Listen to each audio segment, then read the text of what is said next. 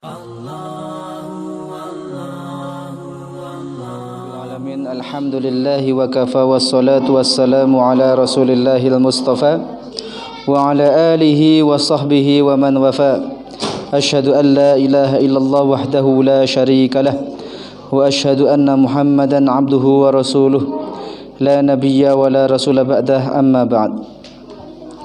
Allahumma salli wa sallim wa barik ala sayyidina Muhammadin wa ala alihi wa sahbihi ajma'in. Ikhwati fillah rahimakumullah, ba'dal hamdi wassalam, dalam keadaan ya dingin, hujan. Alhamdulillah, Allahumma shayyiban nafi'a. Mudah-mudahan hujan yang Allah turunkan itu hujan yang memberikan manfaat kepada kita. Dalam kondisi seperti itu Allah Subhanahu wa taala menggerakkan hati kita untuk bersama-sama kita melaksanakan sholat berjamaah terutama. Lalu kita lanjutkan insya Allah dengan kajian rutin kita setiap malam Kamis. Kita membahas satu kitab, yaitu kitab yang kita bahas pada malam hari ini adalah masih kitab At-Targhib wa Tarhib yang dikarang oleh Imam Al-Mundhiri. Malam hari ini kita akan membaca beberapa hadis Rasulullah SAW berkaitan dengan salah satu surat yang ada dalam Al-Quran. Surat yang sangat pendek, surat yang insya Allah sangat mudah dibaca, surat yang insya Allah bahkan kita semua sudah hafal, saya yakin. Tetapi luar biasa.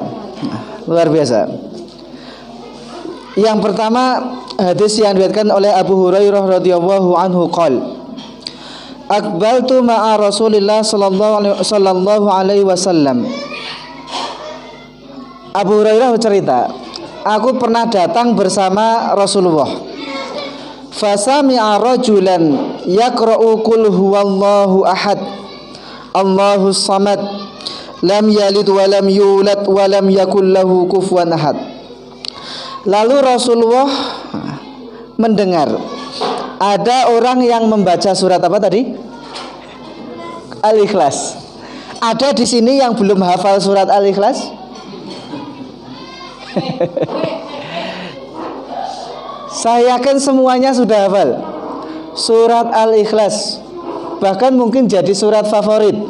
Gak salah, nanti kita bacakan. Nanti kita bacakan hadisnya kan? Karena ternyata itu juga dilakukan oleh sebagian sahabat. Gak tahu karena memang mengamalkan itu karena memang ingin mengamalkan hadis yang insya Allah nanti kita bacakan, atau karena memang stok hafalannya cuma itu. Gak apa-apa, tapi itu sudah luar biasa. Sudah luar biasa.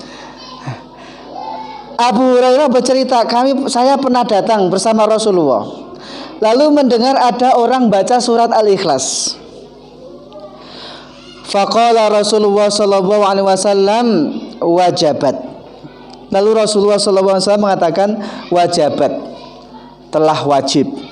Nah, ada orang baca Al-Ikhlas, Rasulullah ngomong wajabat, wajib. Fasa'altuhu madza ya Rasulullah. Lalu Abu Hurairah heran. Saya bertanya pada Rasulullah, apa yang wajib wahai Rasulullah?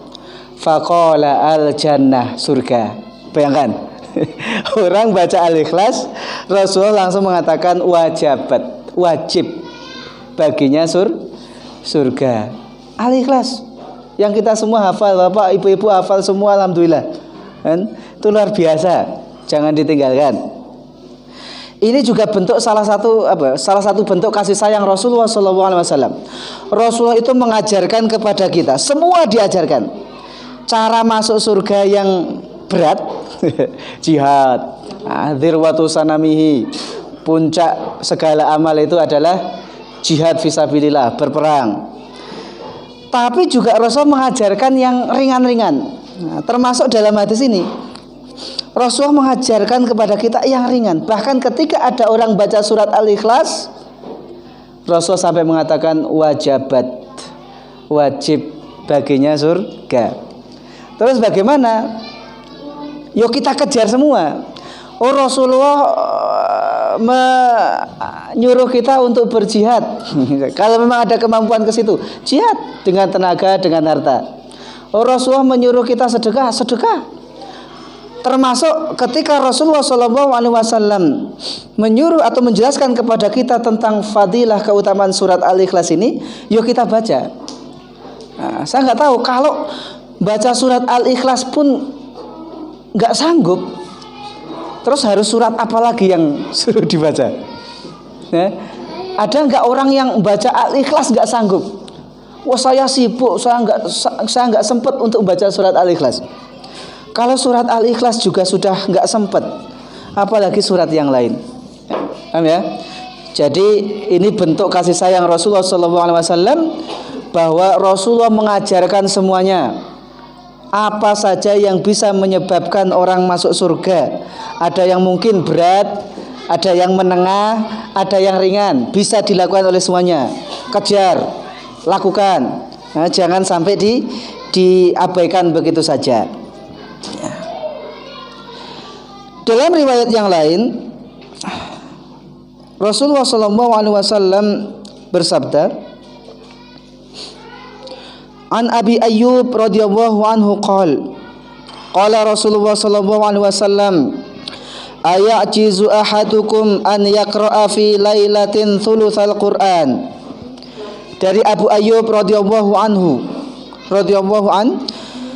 mudah-mudahan Allah meridhai Abu Ayyub, dia berkata, qala Rasulullah sallallahu alaihi wasallam bersabda, ayajizu ahadukum an yaqra'a fi lailatin thulutsal Qur'an. Apakah salah seorang di antara kalian tidak mampu kalau dalam semalam baca sepertiga Quran? Ada yang mampu semalam baca sepertiga, 10 juz. Semalam 10 juz. Lalu Rasul melanjutkan, man qara'a Allahul wahidus samad faqad qara'a thulutsal Qur'an. Barang siapa yang membaca surat Al-Ikhlas, maka dia mendapatkan pahala seperti membaca sepertiga Al-Quran. Berarti membaca 3 kali. Dari sisi pahalanya mungkin, dari sisi mungkin tadi, ini amalan-amalan ringan yang seperti ini, itu jangan sampai, karena kalau yang berat itu kan ya nggak semua orang bisa. Tapi kalau yang ringan-ringan seperti ini, saya yakin insya Allah siapapun dia, meskipun nggak pernah sekolah, nggak apa, insya Allah bisa mengamalkan. Rasulullah sampai mengatakan surat Al-Ikhlas itu, barang siapa yang membaca surat Al-Ikhlas faqad qara'a thulutsal Qur'an, sungguh dia telah mendapatkan seperti pahala membaca sepertiga Al-Quran. Pahalanya meskipun nggak bisa mengganti, karena misalnya dalam sholat, bisa nggak surat Al-Fatihah itu diganti dengan surat Al-Ikhlas? Saya nggak baca Al-Fatihah tapi langsung baca Al-Ikhlas, bisa? Enggak. Maka di sini sebagian ulama memahami sepertiga di situ adalah dalam bab pahala. Tapi bukan berarti Qur'annya kemudian ditinggalkan. Akhirnya Al-Ikhlas toh. Yo Al-Ikhlas silahkan dibaca, silahkan diulang-ulang. Tapi juga kalau bisa surat-surat yang lain juga dibaca. Nah, tuh. Jadi apa tadi? Yang pertama tadi, Al-Ikhlas bisa menjadi sebab orang apa? Masuk surga. Yang kedua, Al-Ikhlas itu adalah seperti sepertiga Al-Quran. Maka kalau bapak sudah hafal Al-Ikhlas, ibu sudah hafal Al-Ikhlas, berarti sudah hafal sepertiga Al-Quran gitu. Yes, tapi yang lain tetap dihafal, karena nanti orang di surga itu sesuai dengan hafalan Al-Quran yang dia baca. Hadis ketiga, An Abi Sa'id Al-Khudri radhiyallahu anhu, anna rajulan sami'a rajulan yaqra' qul huwallahu ahad yuraddituha. Falamma asbaha jaa ila an-nabiy sallallahu alaihi wasallam fadzakara dzalika lahu wa kana ar-rajulu yataqalluha Faqala Rasulullah sallallahu alaihi wasallam, "Walladzi nafsi biyadihi innaha la ta'dilu thulutsal Qur'an." Rawahu Malik wal Bukhari wa Abu Dawud wan Nasa'i. Dari Abu Sa'id Al-Khudri radhiyallahu anhu, ada seorang laki-laki yang mendengar seseorang membaca surat Al-Ikhlas. Yuraddiduha, itu terus diulang-ulang. Jadi yang dibaca surat Al-Ikhlas terus. Falamma asbaha jaa ilan nabi. Ketika pagi hari, orang itu kemudian datang kepada Nabi. Fadzakara dzalika lahu. Lalu menceritakan hal itu kepada Nabi. Wahai Nabi, tadi malam saya mendengar ada orang kok sholatnya bacanya Al-Ikhlas, tok diulang-ulang tok. Wa kana rajulu yataqalluha. Seolah-olah laki-laki ini menganggap sepele. Masa surat yang dibaca Al-Ikhlas tok gitu. Nganggap sedikit, kok sedikit sekali. Faqala Rasulullah sallallahu alaihi wasallam, tapi Rasulullah sallallahu alaihi wasallam mengatakan, "Walladzi nafsi biyadihi, demi zat yang jiwaku berada di tangannya, innaha la ta'dilu thulutsal Qur'an."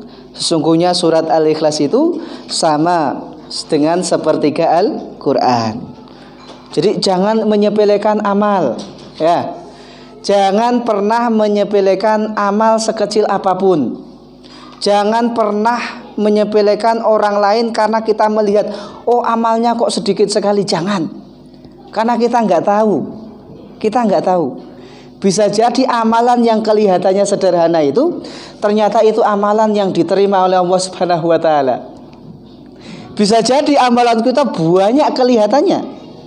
Tapi tadi gara-gara kita senang menyepelekan orang lain, kita senang merendahkan orang lain, maka Allah Subhanahu wa taala tidak sudi menerima amalan kita yang meskipun kelihatannya banyak. Kenapa? Karena kalau orang sudah merendahkan orang lain, itu ciri apa? Kata Rasulullah, la yadkhul jannata man kana fi qalbihi mithqala dzarratin min kibrin. Tidak masuk surga orang yang di dalam hatinya ada sedikit saja kesombongan. Apa itu sombong? Di hadis itu, batarul haqqi wa ghamtun nas. Sombong itu adalah ketika orang menolak kebenaran dan merendahkan orang lain. Jadi hati-hati ya. Jangan terlena dengan amal yang sudah kita lakukan sehingga melihat amalan orang lain, wah kok sedikit sekali gitu. Mungkin ada kita ngelihat, ada pas Jumatan atau pas apa, sebelah kita masukkan uang 2.000 gitu kan. Lalu kita menatap dengan tatapan sinis karena di kantong kita sudah nyiapkan 10.000 gitu. 2.000 jaluk surga nggone golek. Lalu kita masukkan, saya 10.000, yang sebelahnya 10.000, ini 20.000 saya aja. Terus gitu. Jangan sampai kayak gitu. Kita nggak tahu. Jangan menyepelekan amalan meskipun kelihatannya sepele. Karena kita nggak tahu, bisa jadi amalan yang sepele itu justru yang diterima oleh Allah Subhanahu wa taala, dan sebab amalan itu Allah memasukkan dia ke surga. Maka jangan senang merendahkan lah. Nggak ada gunanya. Merendahkan orang lain. Sholat cuma yang wajib tok, yang sunnah enggak. Kayak saya loh, saya sholatnya wajib iya, sunnah iya. Apa itu? Muslim apa? Muslim cap opo? Ya wes diam gitu. Alhamdulillah sudah melaksanakan sholat sunnah, sholat wajib, sholat sunnah. Alhamdulillah. Tapi enggak usah kebanyakan komentar gitu. Akhirnya ngomong semua dikomentari. Seolah-olah apa yang dilakukan oleh orang lain itu sedikit semua, sepele semua. Jangan. Nah, maka kayak orang ini, dia merasa ini kok ada orang sholat bacanya Al-Ikhlas terus diulang-ulang gitu. Ya taqalluha. Dia merasa kok sedikit sekali. Paling hafalannya cuma Al-Ikhlas tok. Saya Al-Baqarah, saya ini. Tapi oleh Rasulullah SAW justru Rasul mengatakan innaha la ta'dilu thulutsal Qur'an. Jangan main-main, surat Al-Ikhlas itu sepertiga Al-Qur'an ya.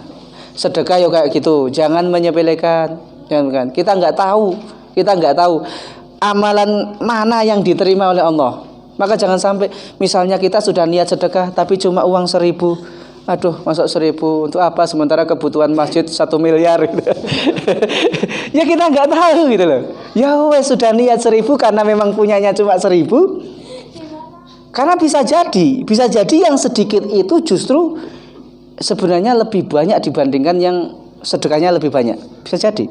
Misalnya gini. Orang penghasilan sehari 50.000. Dia buruh tani, kan kerja 50.000. Orang yang penghasilannya 50.000, kalau dia infak 10.000 saja, itu sudah berapa persen dari penghasilan? 20%, ya? Dia sudah mengeluarkan 20% yang dia dapatkan hari itu. Orang sehari dapat 1 juta, dia infak 100.000, itu baru berapa persen? Baru 10%. Besar mana? 10.000 sama 100.000?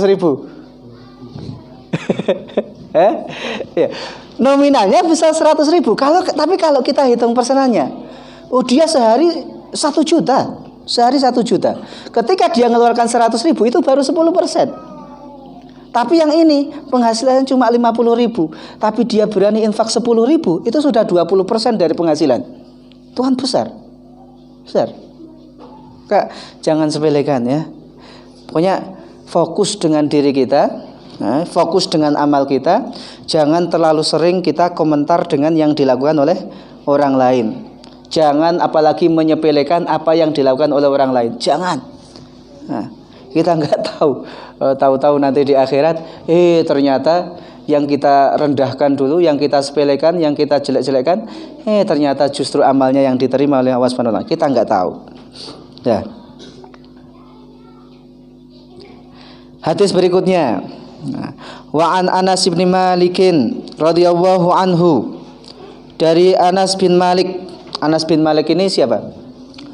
Anas bin Malik ini sahabat yang sejak kecil. Jadi gini, ketika Rasulullah hijrah dari Makkah ke Madinah, maka orang-orang itu kan berlomba untuk apa ya? Membantu dakwah Rasulullah. Akhirnya ibunya Anas itu ngomong sama Rasulullah, wahai Rasulullah, orang-orang sudah mempersembahkan apa yang mereka punya untuk dakwah engkau. Saya nggak punya apa-apa kecuali saya ada anak ini, anak masih kecil, 7 tahun atau berapa. Ini saya bawa, suruh bantu di rumah. Gitu. Akhirnya Anas bin Malik tinggal bersama Rasulullah. Tapi kemudian Anas bin Malik dikenal sebagai salah satu sahabat yang juga banyak meriwayatkan hadis. Nah, ini ibunya cerdas karena langsung menitipkan anaknya kepada Rasulullah SAW. Anas bin Malik orang yang didoakan oleh Rasulullah agar memiliki harta dan anak yang banyak dan diberkahi harta dan anaknya itu. Maka diceritakan dalam ahli sejarah bahwa Anas bin Malik itu nanti menjadi orang yang kaya raya, anak cucunya itu 100-an lebih. Anak cucunya 100 lebih itu Anas bin Malik radhiyallahu anhu. Umurnya panjang, termasuk sahabat yang umurnya panjang.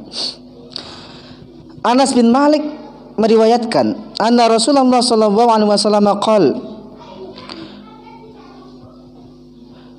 li rajulin min ashabihi hal tazawwajta qala la wallahi ya Rasulullah wa ma 'indi ma atazawwaju bihi qala alaysa ma'aka qul huwallahu ahad qala bala qala thuluthul Qur'an rawahu at-Tirmidzi. Rasulullah sallallahu alaihi wasallam suatu ketika bertanya. Yang ditanya ini li rajulin min orangnya kebetulan masih jomblo, belum menikah. Salah satu sahabat yang belum menikah. Ditanya oleh Rasulullah, hal tazawwajta, kamu sudah menikah? Qala, dia jawab, la, belum wahai Rasulullah. Wallahi ya Rasulullah wa ma 'indi ma atazawwaju bihi. Ya Rasulullah, saya belum menikah, saya enggak punya apa-apa untuk biaya nikah wahai Rasulullah. Saya enggak punya apa-apa untuk biaya menikah. Lalu dijawab oleh Rasulullah, qala alaysa ma'aka qul huwallahu ahad. Bukankah kamu punya hafalan surat Al-Ikhlas? Iya kan? Semua punyalah. Qala bala. Ya wahai Rasulullah, kalau Al-Ikhlas ya saya ada hafal. Qala thuluthul Quran. Udah, itu sudah sepertiga Quran. Artinya itu bisa dijadikan sebagai mahar gitu loh. Yuk, saya nggak punya apa-apa. Oh, kamu kan hafal surat Al-Ikhlas. Ya udah, itu sudah sepertiga Quran. Itu jadikan maharmu. Cuma nyari, ada nggak ibu-ibu apa anaknya yang mau menikah maharnya diajari surat Al-Ikhlas? Ini iya, makanya gini.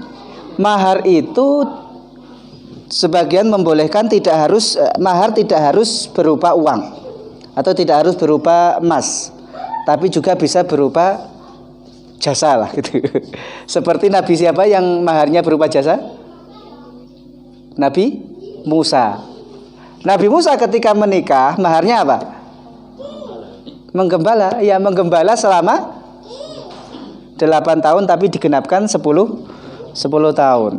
Makanya saya tanya Bapak, seandainya ada anak muda yang nanyakan anaknya mau menikahi tapi maharnya qul huwallahu ahad, diterima enggak? Zaman Rasulullah kayak gitu. Jadi sederhana. Meskipun Rasulullah maharnya, Rasulullah ngasih mahar ketika menikah itu berapa? Wallahu alam, paling murah mungkin sekitar 400 dirham. Itu Rasulullah. Tapi Rasulullah mendorong agar maharnya juga tidak terlalu. Meskipun Rasulullah ketika memberi mahar itu banyak gitu loh. Itu banyak. Artinya gini, kalau yang diberi kemampuan, maka ya silahkan memberikan mahar yang banyak untuk istrinya. Bu-ibu dulu dikasih berapa sama bapaknya? Sudah dikasih emas, habis itu nikah dipinjam lagi, nggak dikembalikan sampai sekarang. Sampai sekarang belum dikembalikan. Ada Bu yang kayak gitu Bu? Kalau itu pinjam itu harus dikembalikan. Itu akadnya pinjam. Kecuali kalau ibunya merelakan. Ibunya merelakan, ya udah. Karena mahar itu hak wanita, hak istri. Ya, kalau akadnya pinjam ya kembalikan. Pinjam. Nah, jadi gitu ya. Rasulullah, kamu punya hafalan surat Al-Ikhlas, udah, itu sudah sepertiga Al-Quran. Tapi ada sih, zaman sekarang ada. Saya punya kawan di Jakarta dulu, adik kelas ketika kuliah. Nah, jadi ada ya kawan juga perempuan sama-sama kuliah, sakit di Jakarta. Orang tuanya di Jawa Timur.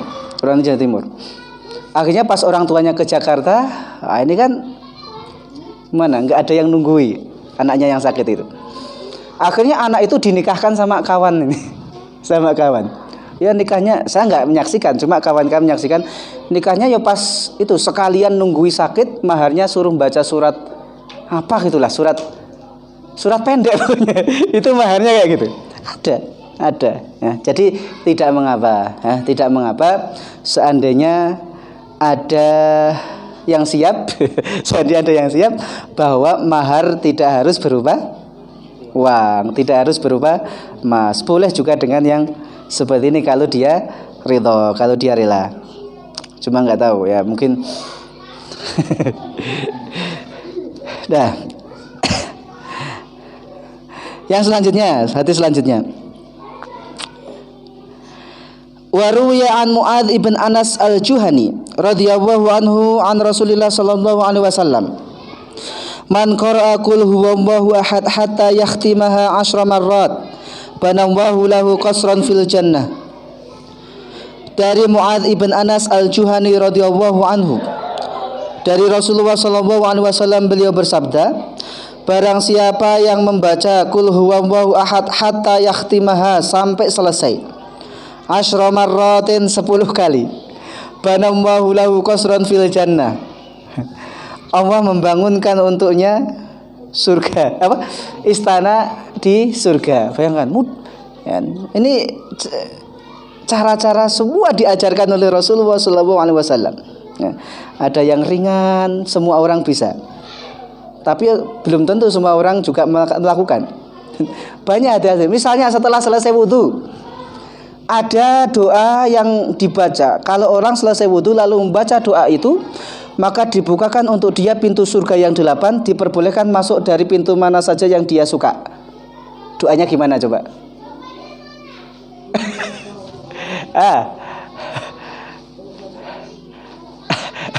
Loh, selesai wudu baca doa apa?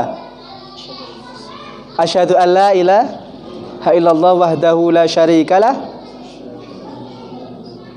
wa asyhadu anna Muhammadan abduhu wa rasuluhu. Gitu. Selesai wudu baca itu. Baca itu, futihat lahu abwabal jannah. Abwabul jannah ats-tsamaniyah yadkhulu min ayyiha sya'. Dibukakan baginya 8 pintu surga, dibolehkan masuk dari pintu yang manapun dia inginkan. Cuma kadang sudah diajarkan yang mudah kayak gitu, itu pun ya kelewat gitu.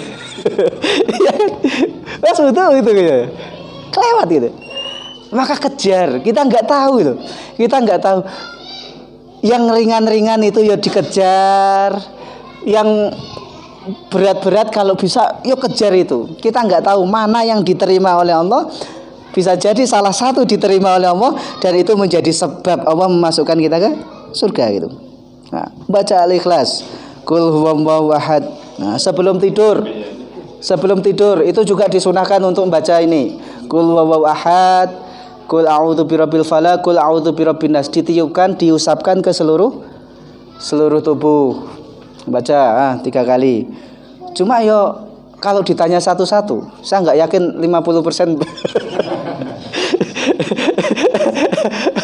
Udahlah gitu kan.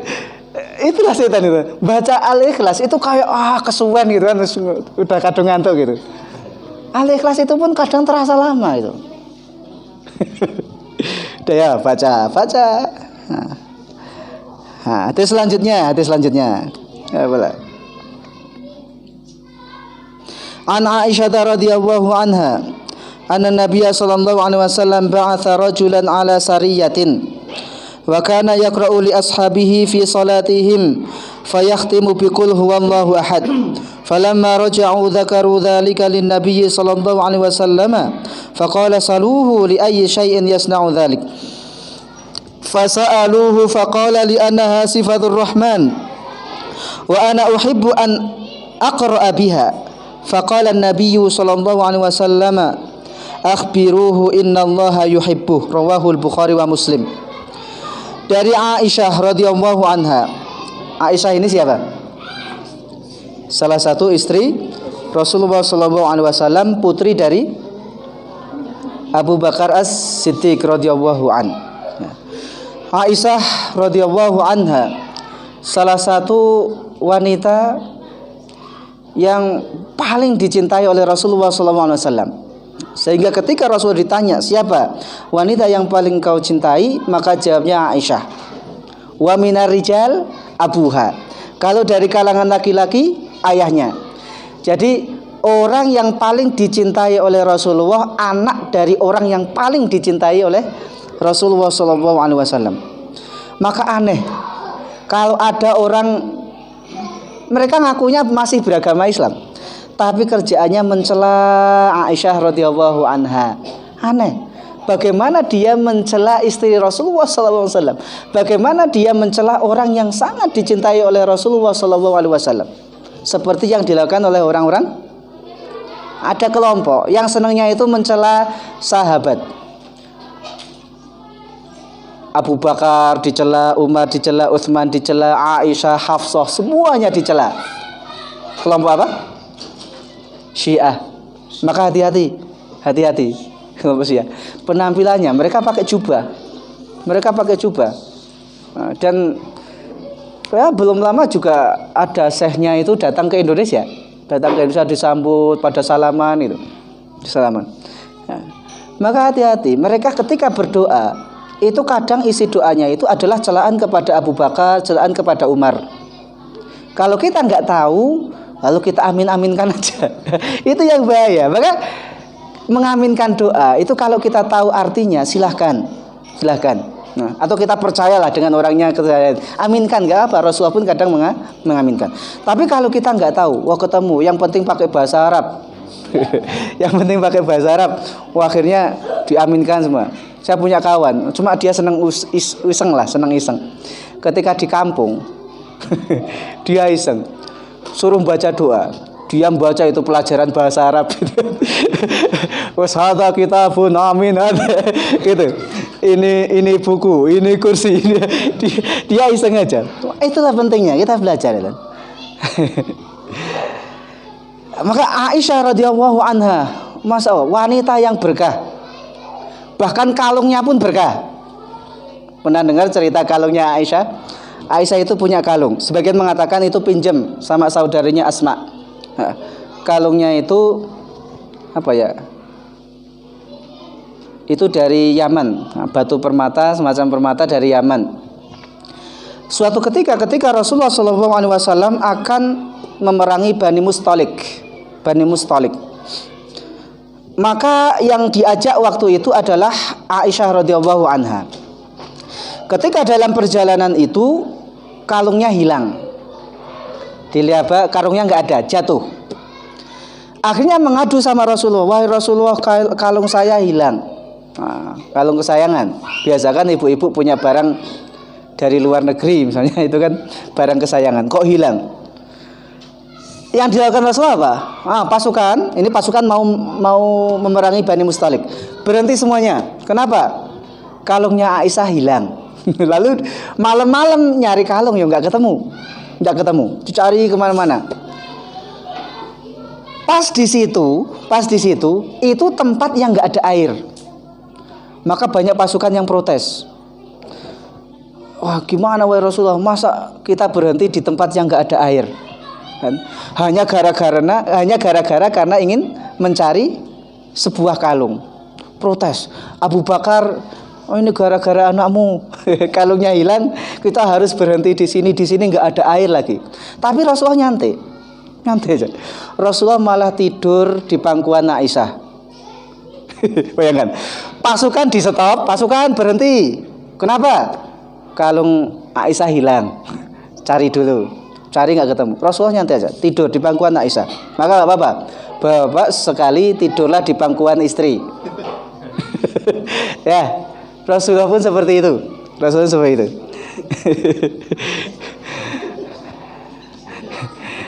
Istri sendiri, jangan istri. Nah, ternyata gini, dicari kalungnya, sebagian mengatakan kalungnya itu warna hitam, batu hitam itu, ada putih-putihnya. Wes kalung hitam, cari di malam hari sulit. Akhirnya nggak ketemu. Nah, pagi harinya ketika kayaknya udah nggak ketemu. Lalu sebelum itu masuk waktu sholat. Di situ tadi tempat yang nggak ada air.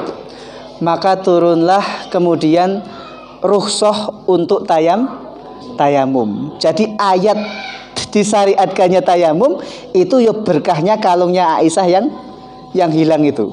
Jadi nggak cuma orangnya, barangnya pun berkahi gitu.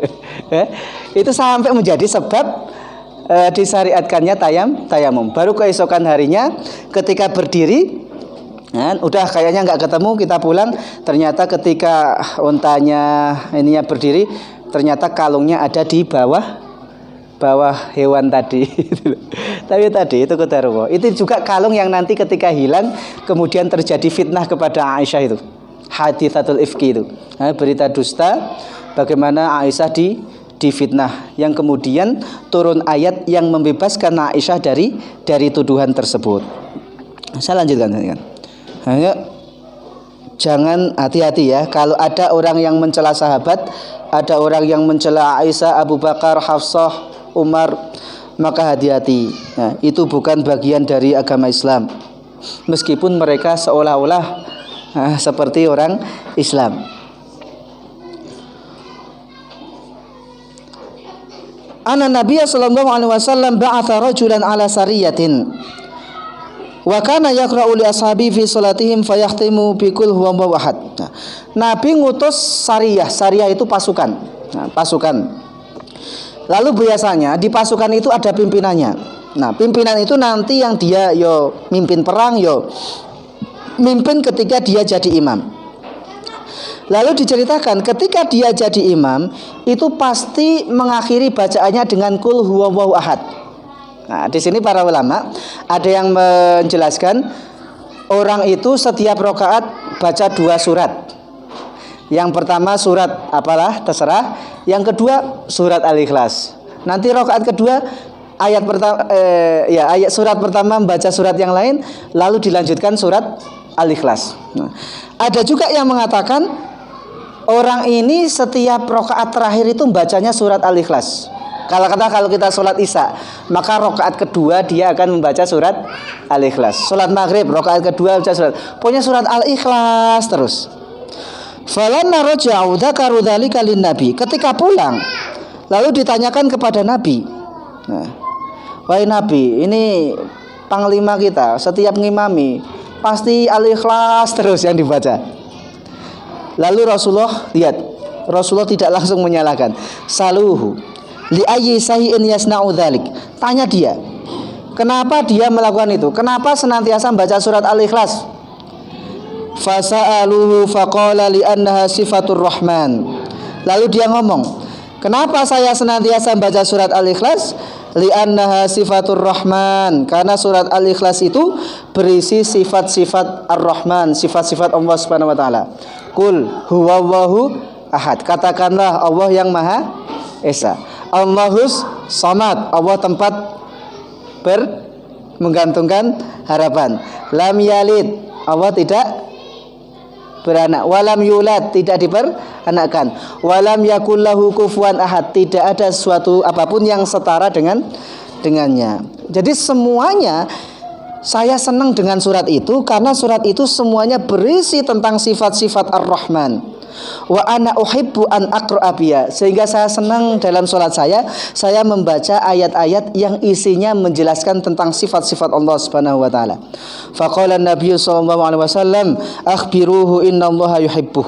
Lalu Nabi mengatakan, akhbiruhu, beritahu orang itu, innallaha yuhibbuhu, Allah mencintainya. Bayangkan, Allah mencintainya. Dalam riwayat yang lain, kita tutup ya, sudah masuk waktu Isya. Hubbuka iyyaha tudkhilukal jannah, atau hubbuka iyyaha adkhalakal jannah. Rasa cintamu kepada surat Al-Ikhlas itu menyebabkan Allah Subhanahu wa taala memasukkanmu ke dalam surga. Bayangkan, ini surat Al-Ikhlas. Jadi jangan sepelekan ya. Kalau ada imam bacanya surat Al-Ikhlas luar biasa. Ya, jadi jangan disepelekan. Wah, bacanya itu terus. Nah, barangkali kita husnudzon dia ingin mengamalkan hadis ini. Meskipun hadis ini sebagian ulama ada yang mengatakan ini tidak untuk ditiru. Ada yang berpendapat seperti itu. Tapi juga kalau kita kembalikan ke definisi hadis, maka di antara makna hadis itu adalah takrir atau ketetapan Nabi. Ada orang yang melakukan itu, dilihat atau didengar oleh Nabi, lalu Nabi mendiamkan atau membenarkan, maka itu bagian dari hadis. Kalau itu hadis, boleh ditiru enggak? Boleh, kan gitu. Wallahu a'lam bishawab. Nah, jadi jangan sepelekan sesuatu yang meskipun kelihatannya sepele, tapi ternyata di sisi Allah Subhanahu wa taala belum tentu. Betapa banyak dari kita menyepelekan surat Al-Ikhlas pendek, kecil, masa bacanya cuma itu tok. Tapi di sisi Allah Subhanahu wa taala ternyata luar biasa ya. Jadi sekali lagi jangan terlena dengan amal, jangan terlena dengan ibadah yang sudah kita lakukan sehingga menyebabkan kita mudah untuk merendahkan amal ibadah orang lain. Kita nggak tahu. Bisa jadi amalan sederhana yang dilakukan oleh orang lain itu yang diterima oleh Allah, sementara amalan kita yang kelihatannya banyak itu menjadi berantakan di sisi Allah hanya karena kita gampang merendahkan orang lain. Kita tutup dengan hamdalah dan doa kafaratul majlis. Alhamdulillahirabbil alamin. Subhanakallahumma wa bihamdika asyhadu an la ilaha illa anta astaghfiruka wa atubu ilaik. Wassalamualaikum warahmatullahi wabarakatuh.